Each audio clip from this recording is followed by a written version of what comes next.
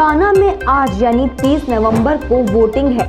सत्ता की दौड़ में भारत राष्ट्र समिति यानी BRS, कांग्रेस और बीजेपी शामिल है। हालांकि कई एग्जिट पोल में कांग्रेस और BRS के बीच कड़े मुकाबले की बात सामने आई है। चुनाव की तारीख के ऐलान के बाद से लेकर अब तक यहां 3 पार्टियों के बीच दिलचस्प मुकाबला देखने को मिला है। बात चाहे कांग्रेस की हो या भारतीय जनता पार्टी के नेताओं की, दोनों ही दलों के निशाने पर ऑल इंडिया मजलिस-ए-इत्तेहादुल मुस्लिमीन यानी AIMIM के चीफ असदुद्दीन ओवैसी रहे हैं। PM नरेंद्र मोदी, केंद्रीय गृह मंत्री अमित शाह से लेकर राहुल गांधी और प्रियंका गांधी तक ने असदुद्दीन ओवैसी पर खूब हमला किया। लेकिन बड़ा सवाल ये है कि जो AIMIM 119 विधानसभा सीटों वाले चुनाव में सिर्फ 9 सीट पर ताल ठोक रही है, उससे आखिर बीजेपी और कांग्रेस को दिक्कत क्या है? इस सवाल का जवाब है ओवैसी फैक्टर, जो तेलंगाना के मुस्लिम बहुल हर इलाके में मौजूद है। तो आइए इसे विस्तार से समझते हैं। तेलंगाना में मुस्लिम आबादी करीब 45 लाख है। ये तेलंगाना की कुल आबादी का करीब 13% है।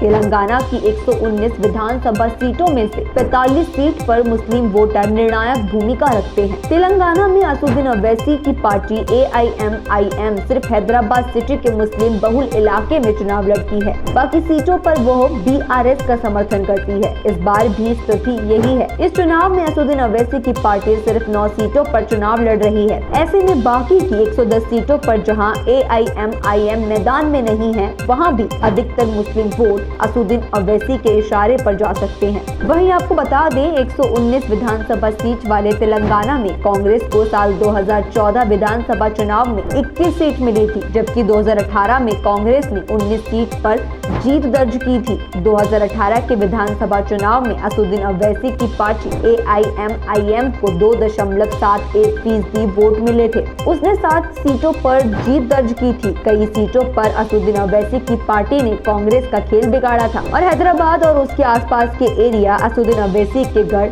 माने जाते हैं। इसलिए ये 9 सीटें कांग्रेस और बीजेपी के लिए बेहद जरूरी हैं।